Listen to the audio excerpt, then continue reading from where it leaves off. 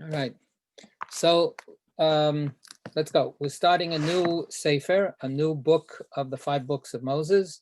And we're actually going to meet Moses in this week's Torah portion.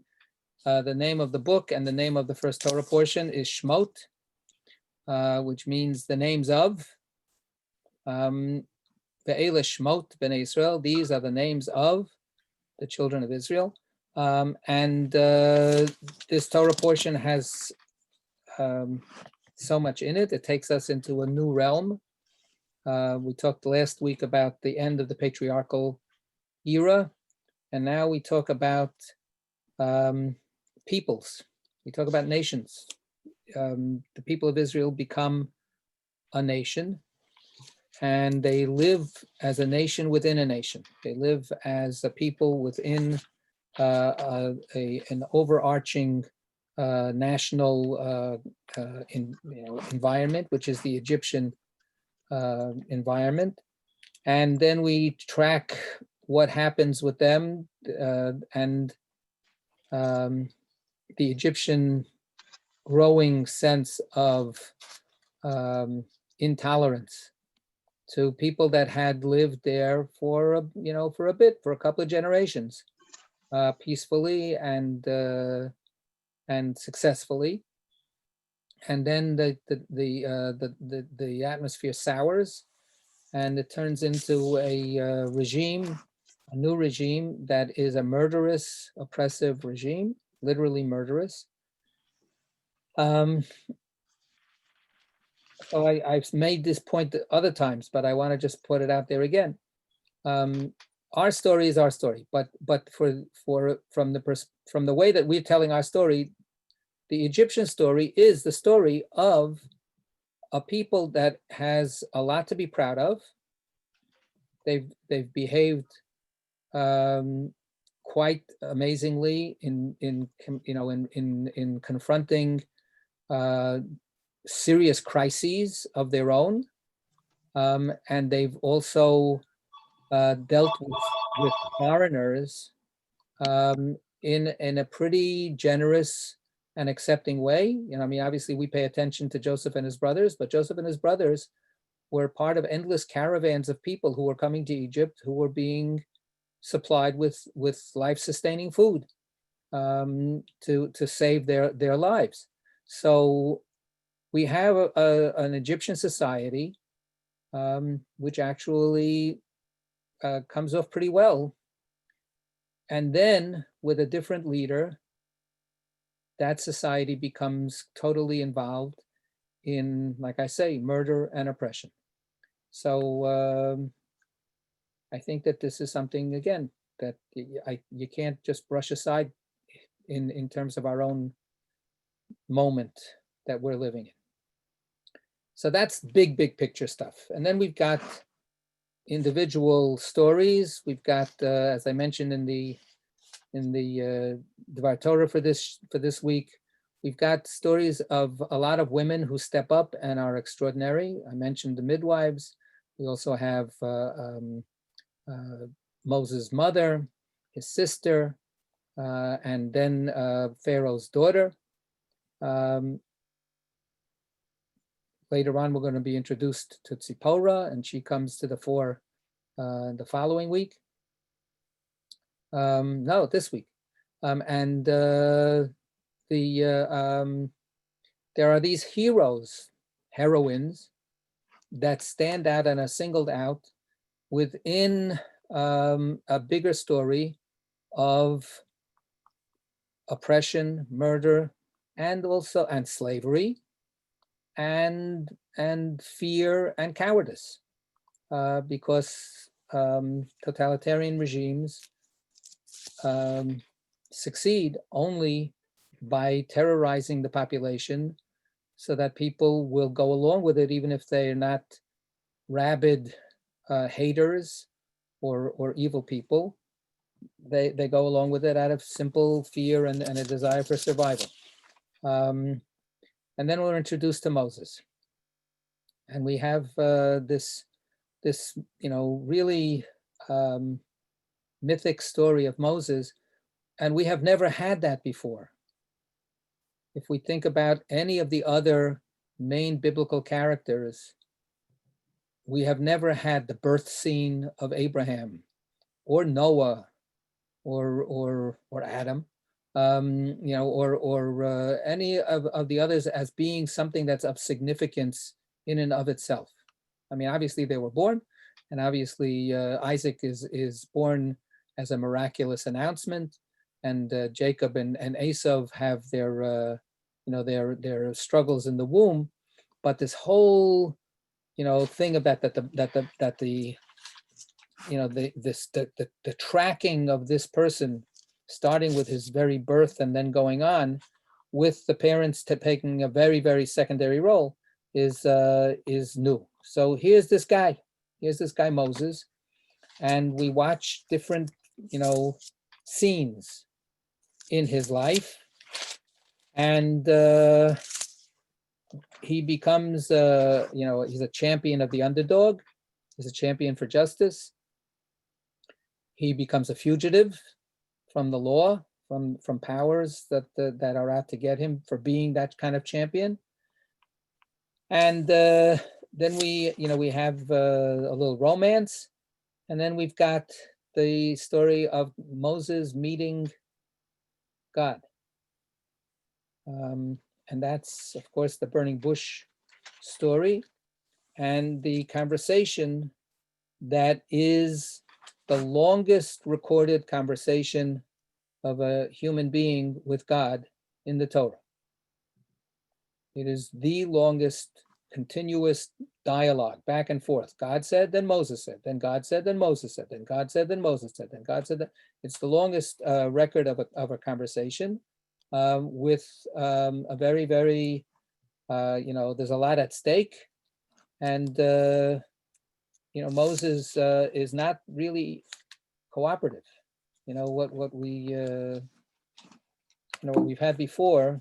Abraham is called upon to go to an unknown land. Okay, sure, God. Okay, if you say so.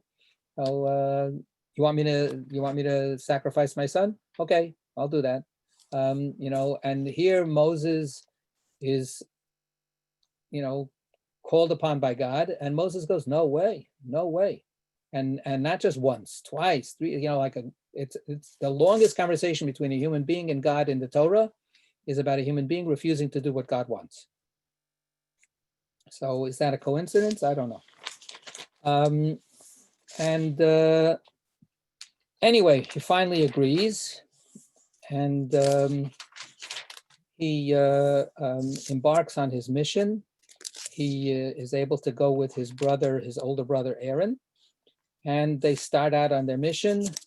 They recruit support from the Israelites, and then they get to Pharaoh. And of course, their initial experience is one of abject failure. They completely fail to achieve their goals. And we end at the end of the Torah portion with God seeking to encourage or comfort Moses, and says, it's not over yet, it's not over, don't give up hope. It's going to be okay. And that's how the parsha ends. So there's tremendous amount in our Torah portion. The Torah portion begins with Exodus chapter 1, verse 1. 317 is the page in the Torah, the Etz Chaim Chumash, and it goes through 341. So it goes till the beginning of chapter 6. All right, so that's my intro. So that gives us 2 seconds to talk about something in depth, right? Anybody want to talk about the particular thing that they want to choose for this? There's a lot of stuff. No, nobody has any particular, okay. Well, so. Let's do the Moses birth. You want to go to Moses' birth? Okay. Chapter 2. Although, in order to appreciate chapter 2, you have to read chapter 1. right? I'm sorry, it's true. Because we have to understand just the context of Moses' birth is taking place under the shadow of edicts by Pharaoh, right? That's what we find out at the second half of chapter 1, that Pharaoh has decided to kill all of the Hebrew male babies. We need to know that in order to get into Moses' own story. And he has the midwives charged with this operation. They refuse to go along with it. They don't do it. And then let's read instead of from chapter 2, let's read from chapter 1, verse 22, and then we'll get to chapter 2. So it's the last verse of chapter 1. So who's reading today? All right, Alan, you asked for it. You go. Then Pharaoh charged all his people, saying, "Every boy that is born you shall throw into the Nile, but every girl live. But let every girl live." Okay, so all right. What we learn from this verse is what? That no boys are sticking around. That's what the edict says. But what do we learn about the verse in its entirety? What does the verse tell us? It brings us back to stuff I was saying before. Who is Pharaoh talking to? The whole nation. The whole nation, right? So we start with this midwife episode, and he doesn't get the cooperation from those people. And now he puts it out in a different way. And he says, okay, if I can't do this by trusted lieutenants, or helpers, I'm gonna recruit the entire nation to do this. And then once we get to that point, as I said before, then it's not a whole nation standing up and telling this tyrant and this murderer, we're not doing it. Right? The picture is that they're going along with it. The picture is that once you can get enough people to just be part of a mass movement, that takes on a power of its own. So this is in one short verse. It's the transition. I mean, they're all being softened up ahead of time in chapter 1. We're not going to read all that other stuff about the propaganda that's put out about how the Hebrews are dangerous and treacherous and so on. But what we have in this one little verse is the turn of Egyptian society into a society that is collaborating with true evil. And that's the context that we have to know to be able to then appreciate the story of Moses. It's really just setting up, if you think about the entire climate of fear then, because you're never safe. You don't know who you can trust, who you can't. I mean, it just, yeah. Right. And let's even go a step further, because this is going to color the whole story. Not, these stories, this story is very familiar to many of us. But in totalitarian societies, not only can't you trust your neighbor, or not, not only can you not trust the powers that be, you can't trust your neighbor. And not only can you not trust your neighbor, you can't trust your own family members.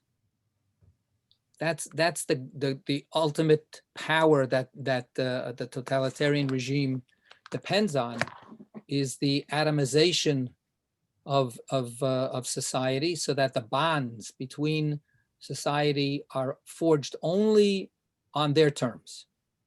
Right? The simple idea of family loyalties, the simple idea of family respect. I mean, unfortunately, we know from every totalitarian society of people turning in their own parents, people turning in their own next of kin for being, quote unquote, enemies of the state. The simple bond of a parent and a child is broken for the sake of the big daddy, because it's almost almost always it's a guy, a man, who's the autocrat. And that's also part of the chilling reality that this next chapter will take place in. All right, go. A certain man of the house of Levi went and married a Levite woman. Okay, so let's appreciate how weird that is. It's a very simple statement, right? But we don't have statements like that, right? We don't have names, first of all. The Torah always, when it singles out the people that that the Torah wants to talk about, we get, it's the opposite. When we're first told that Abraham marries Sarai, Abram marries Sarai, we just say, okay, and Abram married Sarai. Who the heck is Sarai? Who cares? But we need these names, right? So here we have some guy from the tribe of Levi took another woman from the tribe of Levi, right? So this is reported in a very unconventional way, right? Does the text mean to convey that sense of secrecy, that sense of anonymity? Maybe that's one way to read it, right? This is exceptional. Later on, when we get to whatever it is, before we get to the burning bush, it'll say that, or when we get that Pharaoh dies, and vayeanchu b'nei Yisrael misivlotam, that the children of Israel sigh, and then it says vayeda Elokim, and God knew. And the Haggadah, the Pesach Haggadah, which has an extensive midrashic approach to telling the story, says what's vayeda Elokim? Zu prishut derech eretz. This is the fact that the males and females in Israel kept away from each other. They didn't have sex. They didn't reproduce. Because of what? Because of this edict that was going on. So this bland sentence is actually in many ways shocking. Like, this guy is deciding to go and get married precisely when this is the worst time to get married and have children that you can possibly imagine. And he's doing it. And when I say get married, I mean, and then have sex with the woman, because that's the next verse. Go, 2. The woman conceived and bore a son. Right. She didn't conceive because she stood under a wedding canopy. Right. So that's the point. They decide that they are going to have intimacy together, that they're going to, be lovers, and make a child. Or does it mean that did she by accident get pregnant? But certainly this was all understood to be a risk. She gets pregnant. She gets pregnant, and then she carries the child to term. She gives birth, and she sees, what does she see? And when she saw how beautiful he was, she hid him for 3 months. Right. So in the Hebrew, it doesn't say necessarily beautiful. It says good. Right. She saw that he was good. What does that remind us of? The creation. Yeah. Right. It reminds us, it's like in a very low key way. This text is giving us like this wondrous moment, right? She gives birth to a kid, and she looks at the child the way God looks at the birth of the new world, and it's good.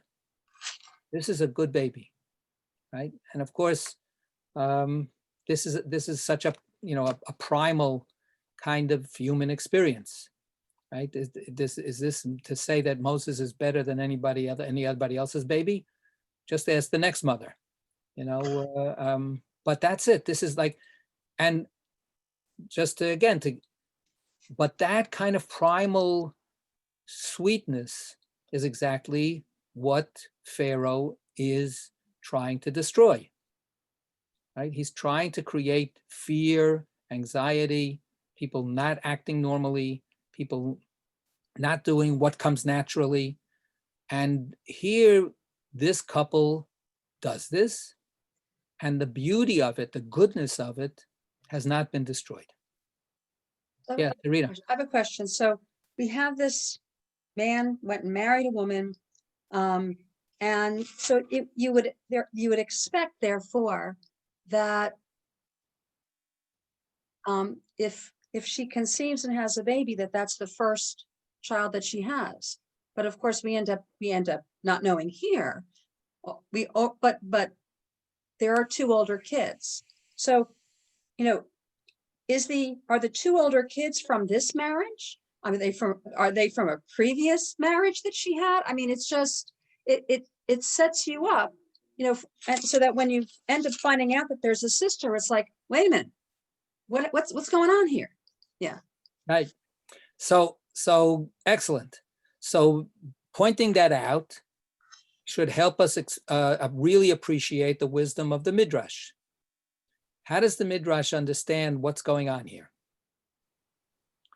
The Midrash says that this special, uniting between this man and this woman is a reuniting, and that they did separate. There was prishut derech eretz, because they were said, you have to be crazy to bring a child into this world. And what if the child is a boy? The Egyptians are gonna be all over us, and they're gonna kill the boy. We're not gonna do this. So we're just gonna have to stay sleeping in separate bedrooms. And then they decide, no, that's what this is. Then this is how this is read. Why is this being brought up? Because it's that special, it's a conscious decision that they have made. We're not going to give Pharaoh this victory. We're going to do this. And of course, who gets credit in the backstory according to the Midrash? Miriam.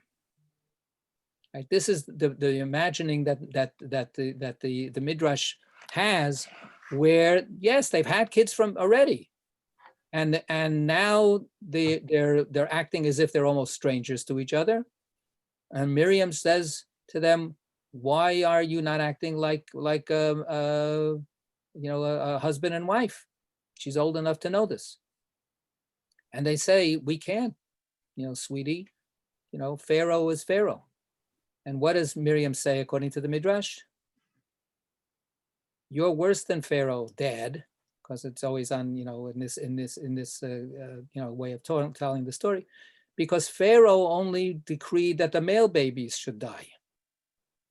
But you're preventing any baby from being born. Maybe a girl baby would be born. What would be so bad? And this is given to Miriam as she's the intercessor. She is the prophet. That's another way of telling the story, where she says there will be a male baby, but he'll be okay, and he's going to be the savior of the Jewish people. But the other part, is also, I think, equally or more interesting, where she goes, "What are you doing here? What your response, however understandable it is actually worse, because it gives up all hope whatsoever." That's really interesting. I mean, I know we haven't gotten to that part, but with thinking about that Midrash, so Miriam, to continue then, Miriam could then, when the baby is born, really feel responsible for that baby. And so what motivates her to keep watch is because she was instrumental in the birth of the baby. Exactly. This is as you say, this is an extra sense of responsibility she has. And, she got you, you can hear Yocheved, her mother, go, you got me into this, trouble, into this situation. Yeah. All right. So very good. So then, and she hid him for 3 months. Okay. And again, she's hiding him because of that decree. that we already know about from the previous chapter. And it just says it as a statement. This would be, again, if we wanted to spend our own emotional energy on it, to try to imagine, what does that mean? How do you hide a baby for 3 months? What's involved with that? You know, how do you make sure that nobody else will be able to know that you had the baby? Obviously, the birth itself has to be kept secret. Are our midwives involved? Are they part of the the Underground Railroad system of keeping these births quiet? Does it have to be done, without anybody else knowing? Does Miriam become the midwife? Because nobody else can know about it. I've told this more than once, but I'll mention it again. Babies cry, Yeah. right? Especially the first 3 months. They don't sleep at the right time. They're colicky. They're hungry. They're a real pain.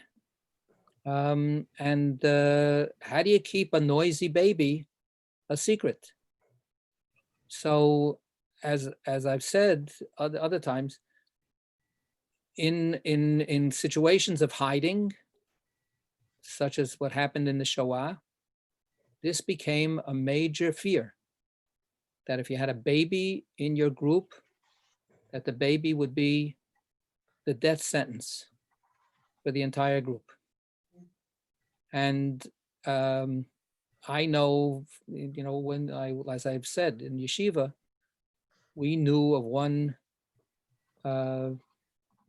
teacher in the yeshiva, one rabbi, who people knew that he had smothered his own baby when he was in hiding, to save the rest of the family. So this is horrible stuff. So this is like very, very gentle text. The words are not punchy. They're not, poetic. They're not difficult to understand. But the reality that's under it is very intense, very, very intense.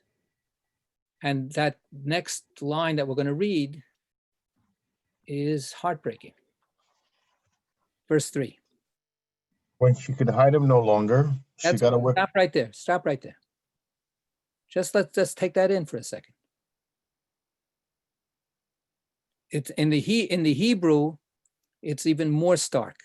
Velo yachla od hatzpino. She could no longer hide him. That's the Hebrew. It's not the when, which sort of like smooths things out a little bit. It brings us back into her heart. It brings us back into, I can't hide this baby anymore. And you don't know if it's because they don't have enough food or because she's gotten to the limits. She can't do it. But she cannot do it. That's what we have to take to heart. That this is it, right? She's come to the end of what she can do. Go ahead. She got a wicker basket for him and caulked it with bitumen and pitch. She put the child into it and placed it among the reeds by the bank of the Nile. And his sister stationed herself at a distance to learn what would befall him. The daughter of Pharaoh came down to bathe in the Nile, while her maidens walked along the Nile. She spied the basket among the reeds and sent her slave girl to fetch it.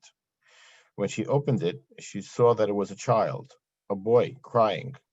She took pity on it and said, "This must be a Hebrew child." Then his sister said to Pharaoh's daughter, "Shall I go and get you a Hebrew nurse to suckle the child for you?" And Pharaoh's daughter answered, "Yes." So the girl went and called the child's mother. And Pharaoh's daughter said to her, "Take this child and nurse it for me, and I will pay your wages." So the woman took the child and nursed it. When the child grew up, she brought him to Pharaoh's daughter, who made him her son. She named him Moses, explaining, "I drew him out of the water." Okay. So I wrote a little bit about this in the Dvar Torah for this week, but this is an amazing story. This is an astounding, jaw-dropping story. I mean, when we think about it, it's just like a nice little fairy tale, with miracle stories of saviors of nations. But the factors that are going in here make it very, very actually deep. So there's Achoto, there's his sister, unnamed. Remember, all of these people are unnamed. They're only going to come out to have names later. We will in the end find out who the man of the tribe of Levi and who the woman of the tribe of Levi that got married. We'll find out who Moses' biological father and mother were. We'll find out who his sister is. But right now, they're all nameless. And Bat Paro comes down, and the scene is that she hears, she sees the let's do it. Let's be careful. She sees the box, whatever it is, right? And she is curious, and she goes and she picks it out. She sends her attendant to take it. Right. So that, it says here Amata. Amata, and other places I've talked about it. There's a midrash. Is it Amata? Is it her attendant, or is it her arm? And there are illustrations in Haggadot that she has this miraculously extended arm that reaches out to grab the crib and the basket. So she sends her. That's the simpler idea. She sends her one of her attendants to go, and then verse 6. She opens this box. So we learned that the box has been closed, and nobody knows what's in the box. So it's just pure curiosity. She opens it and she sees this kid. And it's a crying child. Did we hear crying before? No. Not clear. The text doesn't tell us, right? But we could imagine that maybe there's that box. Something is making a noise. We don't know. Why is the box so intriguing? But whatever it is, now they definitely see that it's a kid crying. The word na'ar is an interesting term. We usually think about that as an older child. And we have this phrase, right? Batachmol alav. So she had compassion for him, pity. And she says, this is a Hebrew child. So how does she know? She knows because Pharaoh has been making a lot of people throw away their children. Moses is not the only person who had a mother that wanted to somehow desperately figure out how to maybe have their child get taken by some Egyptian family and be adopted by them. He's just one of many such cases, because this is a national decree. This is all over the whole people. She knows that this kid has been abandoned by his family, by his parents, because of this decree. Who's responsible for the decree? Her father. Right? She knows, and she has compassion for this kid. And then the sister jumps out and comes over, and what does she say? Shall I call for him a woman who can be a nursemaid from the Hebrews? There's no Egyptian nursemaids. Pharaoh's palace doesn't have the wherewithal to afford the Egyptian nursemaids. They have to get a cheap Hebrew nursemaid. This The is, assumption is obviously that the child is of Jewish origin. well, the Pharaoh's daughter says that. She says, I can see this is a Hebrew child. But why should she then want the Hebrew child to be suckled by a Hebrew nursemaid? If she's taking the child, she's taking the child.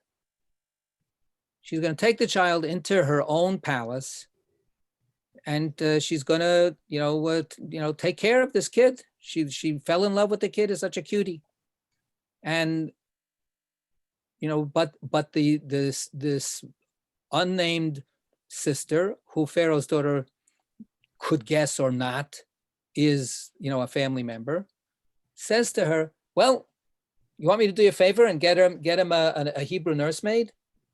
And Pharaoh's daughter should say, "Thank you very much. Get out of here. Are you kidding? This is the kiss of death for him to be identified as a Hebrew and to be raised by Hebrews. I'll take him and he's mine now."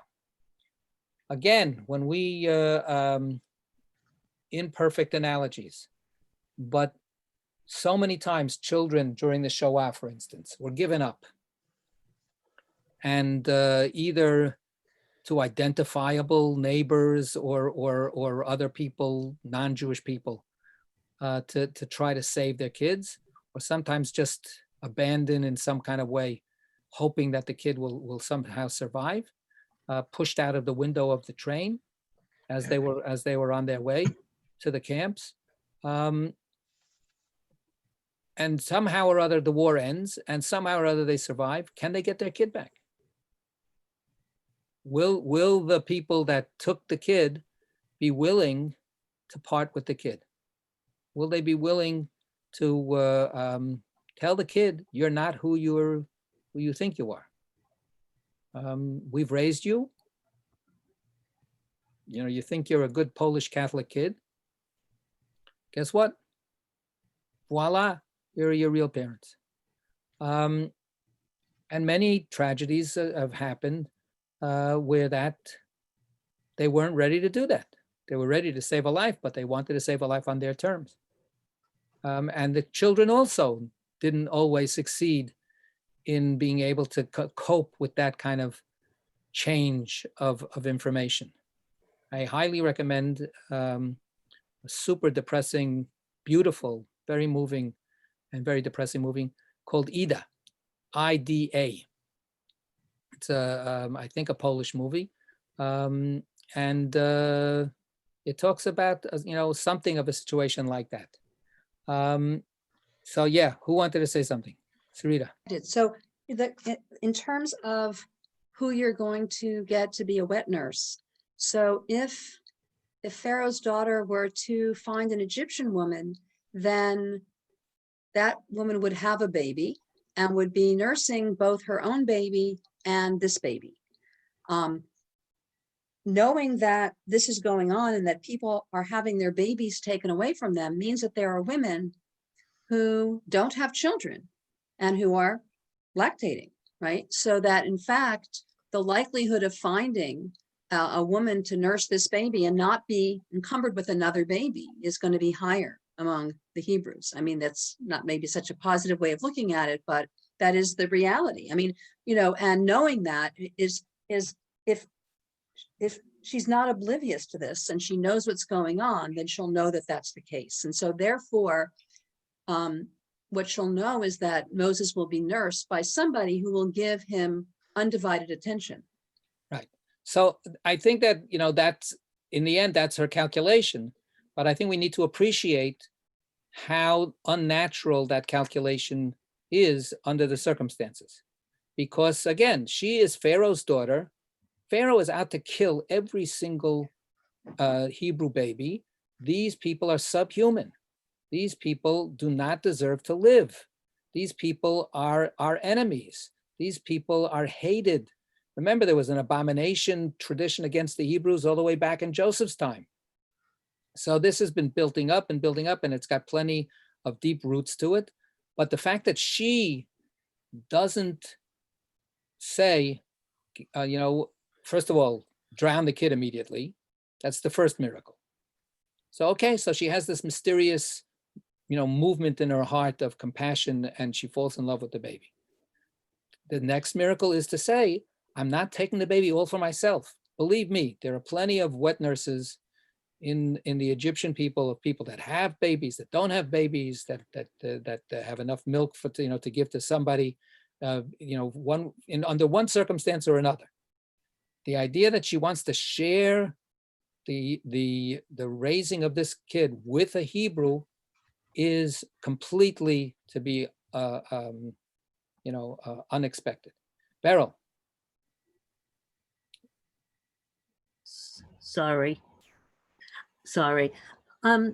It feels to me a little bit like what I experienced the year that President Kennedy was shot. I was living in Alabama. It was my first experience with Southern life.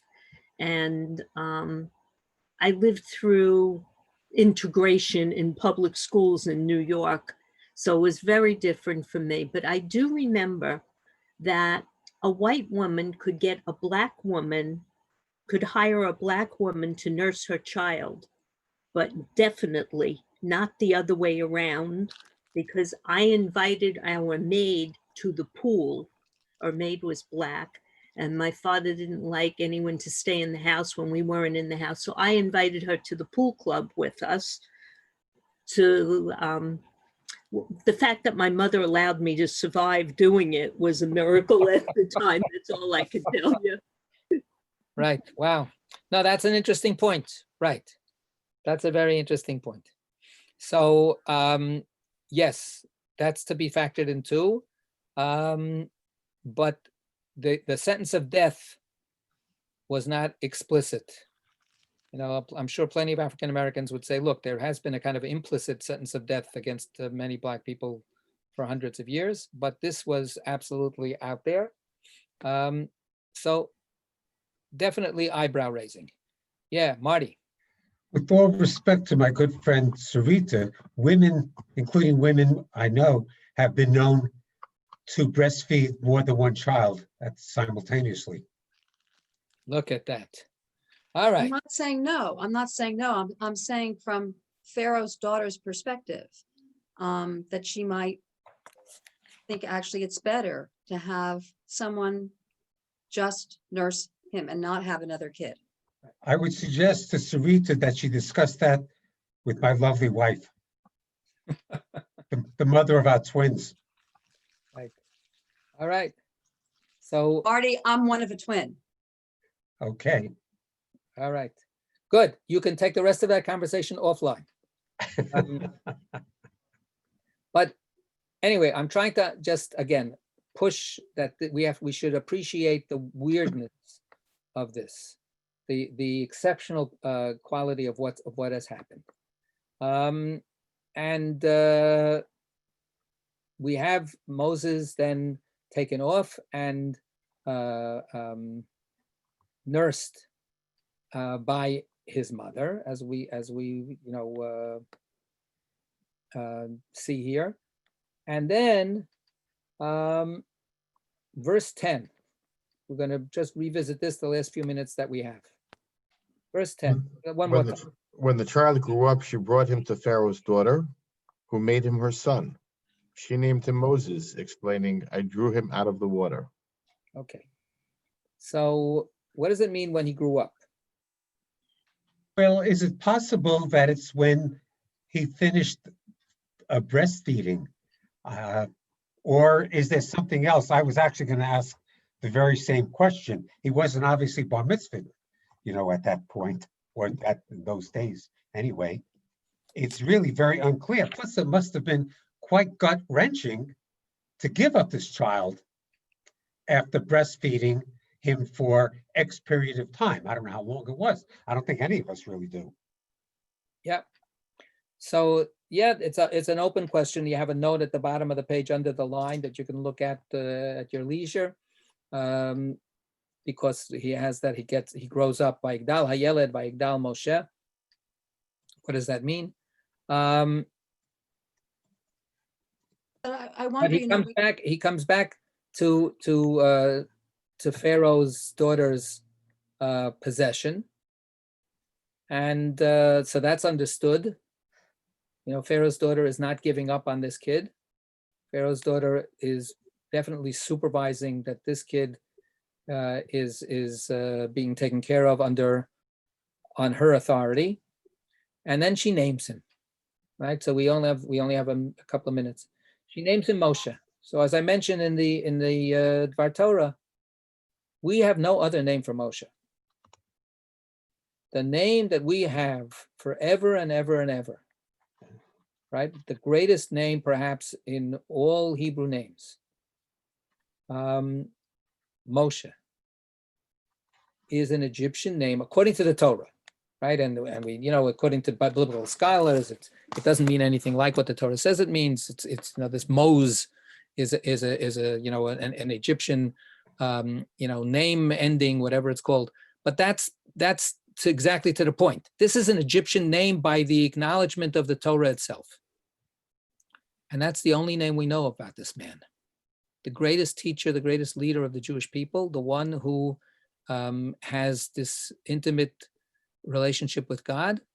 He is given a gift of a name by this strange woman who has no name. And that name sticks. And that name, according to the Torah, forget about what the real etymology is of the name. That name, according to the Torah, is that we should always know, I saved his life. That's what his name is. His name is, I saved him from the water.